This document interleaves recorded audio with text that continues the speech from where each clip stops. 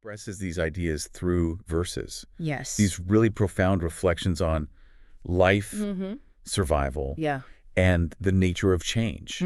So it's not about receiving divine messages. Right. It's about making meaning out of chaos. Love that. The verses are so powerful because they are rooted in Lauren's lived experiences. Right. They reflect. Welcome to Witter. Who Has Time to Read? The podcast that brings deep dives for busy minds. Listen to AI hosts Jane and Dane and get ready to unpack the world's most captivating books in just a fraction of the time. Whether commuting, working out, or just squeezing in a quick break, we deliver key insights, thought-provoking themes, and takeaways you can carry into your day. Don't forget to like, subscribe, and leave a comment. Plus, use our links in the description to purchase this book.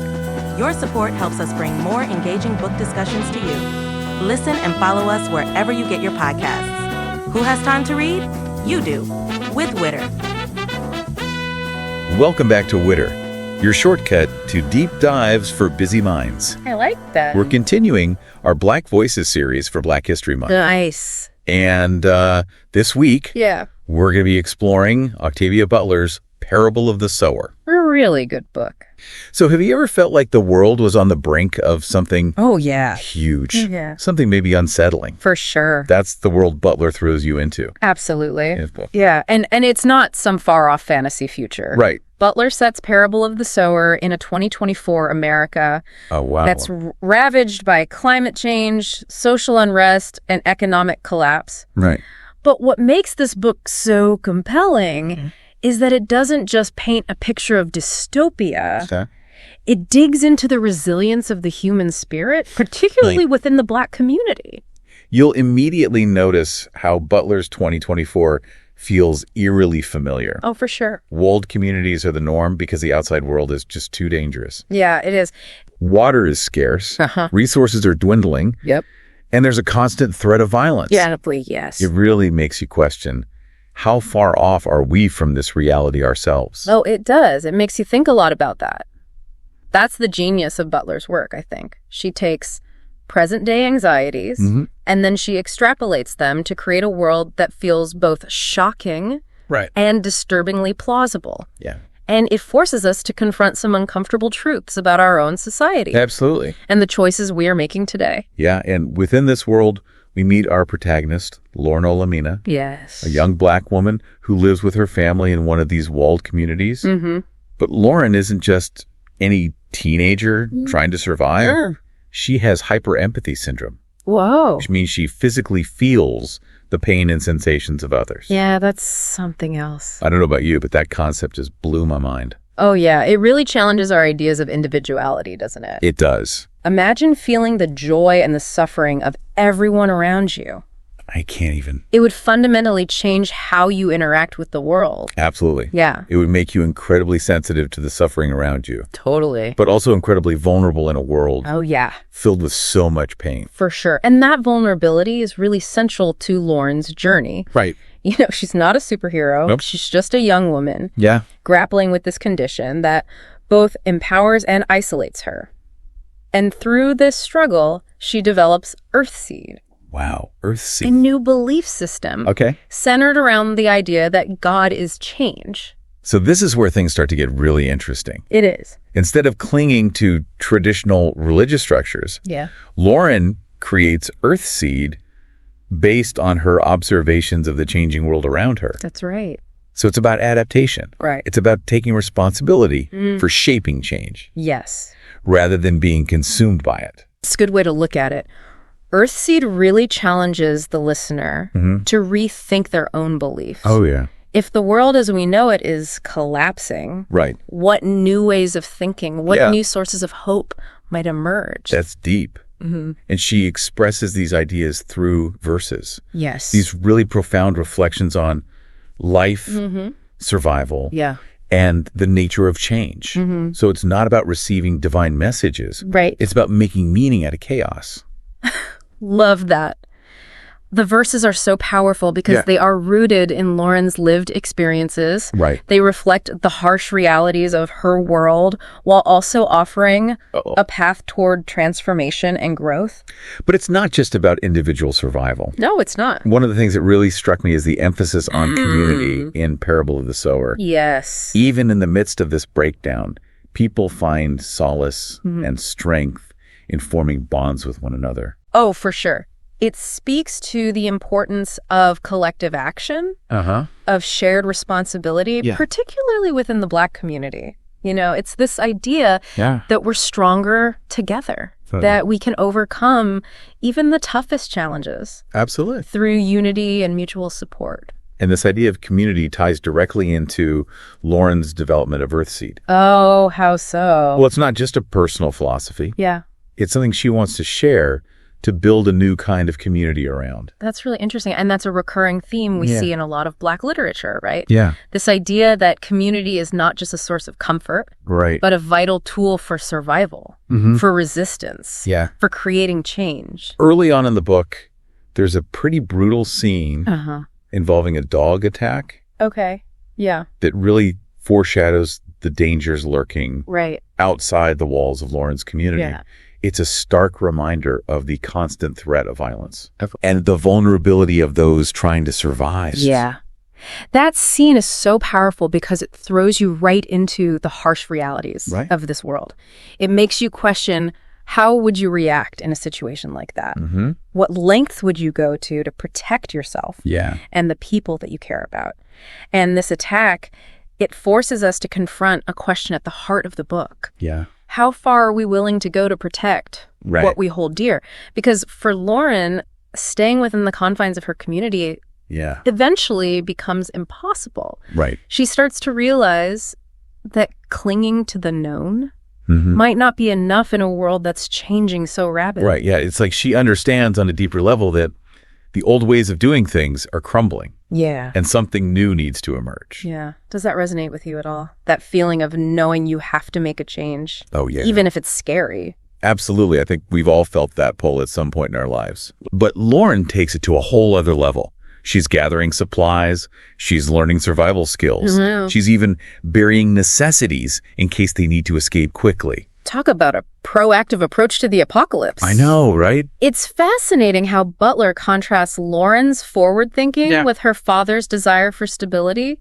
He represents the old way of thinking, clinging to the familiar, while Lauren embraces the uncertainty of the future. Yeah, it's almost like a generational clash. It is. A struggle between holding on to the past and adapting to a rapidly changing world. And this conflict isn't just personal. It mirrors the larger societal breakdown happening around them. Exactly. You see it in the collapse of institutions. Right. The rise of violence, the desperation of people struggling to survive. Yeah. It really makes you question what happens to our sense of morality when the world as we know it falls apart. And eventually the unthinkable happens. Right. Lauren's community is attacked. Her family is scattered and she's forced to flee. Wow. With just a handful of survivors. That's awful. It's a brutal turning point in the story. Yeah. One that forces her to confront the harsh realities of the world outside the walls. And she's not just dealing with physical dangers. No. Imagine the emotional toll of losing your home,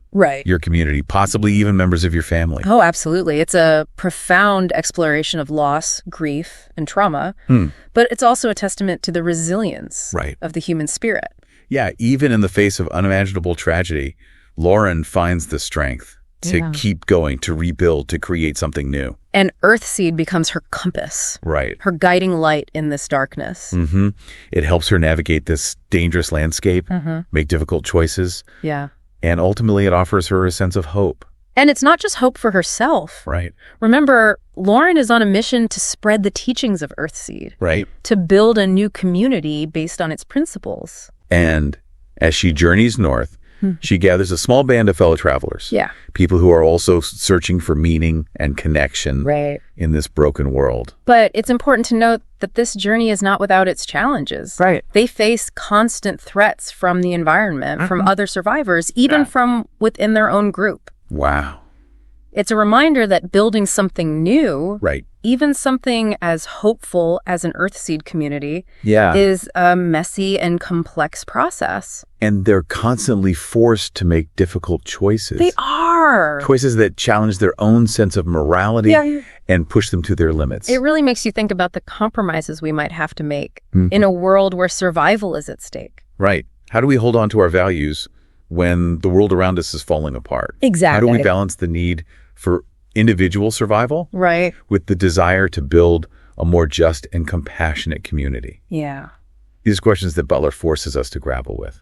She does. And Lauren, as the leader of this fledgling community, Yeah. has to bear the weight of these decisions. It's a heavy burden for anyone, Yeah. let alone a young woman who's also trying to process her own trauma and grief. Right. And it's through this struggle, Yeah. through this constant negotiation between her ideals and the realities of her world, Right. that Lauren's character truly shines. She doesn't have all the answers, Right. but she's willing to ask the tough questions, Yeah. to make mistakes, and to keep pushing forward even when things feel impossible. There's this one passage where she says, "We are Earthseed.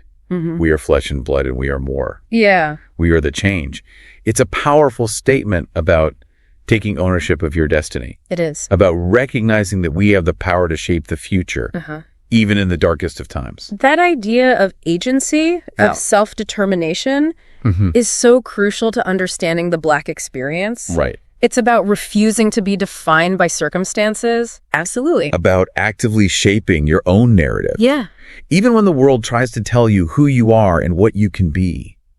And Parable of the Sower goes beyond simply showcasing resilience. It does. It's about transforming pain into purpose. Yeah. About using your experiences to create something better, Yeah. not just for yourself, but for the community around you. It's a testament to the strength and vision of Black women, Yeah. particularly in times of crisis. They are often the ones leading the charge for change, Right. for justice, for a better world. And Octavia Butler gives us such a powerful example of that leadership. She does. And Lauren Olamina, Absolutely. she's not just surviving, Oh. she's thriving. Yes. She's building something new, something rooted in hope and possibility, Yeah. even in the face of overwhelming adversity. And her story reminds us that we all have the potential to be change makers. That's a good point. We all have the capacity to imagine and create a better future. No matter how challenging the present may seem. Now, I'm curious, what resonated most with you about Lauren's journey? Was it her resilience, her vision, or perhaps her unwavering belief in the power of change? For me, it's her willingness to embrace the unknown. Okay. She doesn't shy away from the challenges ahead. She leans into them, knowing that growth and transformation often happen outside of our comfort zones. That's such an important point. It is. It's easy to get caught up in the fear and uncertainty of change. Yeah. But Parable of the Sower reminds us that it's often in those moments of discomfort that we discover our true strength and potential. And that brings us back to why we're exploring Parable of the Sower during Black History Month. Right. Octavia Butler wasn't just a science fiction writer. No. She was a visionary who used her work to explore complex social and political issues, Yeah. often through the lens of the Black experience. What stands out to you about her impact on the genre? What's remarkable is how Butler anticipated so many of the challenges that we're facing today, like climate change, social inequality, Right. the search for meaning in a world that feels increasingly chaotic. It's true. She was writing about these things decades ago, Right. and her insights are even more relevant now. It's like she was holding up a mirror to society, She was. forcing us to confront uncomfortable truths about ourselves and the world we're creating. Exactly, and she did it with such nuance and complexity. Yeah. Creating characters who are flawed and relatable and deeply human. Right. You know, she didn't offer easy answers or simplistic solutions. No. Instead, she invited us to grapple with the messy realities of our world Right. and to imagine different possibilities. So if someone asked you, why should I care about a dystopian novel written over 30 years ago, what would your response be? I'd say Parable of the Sower is more than just a story. It's a call to action. It reminds us that we have a responsibility to create a better future. Right. To harness the power of empathy, community, and hope to shape change in a world that desperately needs it. I love how she weaves those things throughout the narrative. Me too. It's not just about surviving the apocalypse. No. It's about what kind of world we want to build on the other side. And for Butler, that world is one where Black voices are centered, where their experiences and perspectives are valued, Right. and where their agency is undeniable. As we wrap up this deep dive into Parable of the Sower, Okay. let's take a moment to reflect on the richness and diversity of Black literature as a whole. Yes. Think about the authors whose work has impacted you. Okay. Who are some other Black authors whose stories have resonated with you? There are so many. From the lyrical prose of Toni Morrison Yes! to the searing social commentary of James Baldwin. Oh, yeah. From Colson Whitehead's masterful storytelling. I love it. To N.K. Jemison's breathtaking world building. Wow. The list goes on and on. It does. And each of these authors offers a unique perspective on the Black experience, They do. challenging us to think critically about issues of race, Yeah. identity, justice, and the human condition. Exactly. So as we continue to celebrate Black History Month, let's make a conscious effort to seek out and amplify Yes. the voices of Black authors. Great idea. Their stories have the power to enlighten, inspire, and transform us. And maybe, just maybe, we'll discover our next favorite book along the way. I hope so. Be sure to share your recommendations with us on social media. Yes, And stay tuned for more deep dives into thought-provoking books absolutely. right here on Witter. Can't wait. Until next time.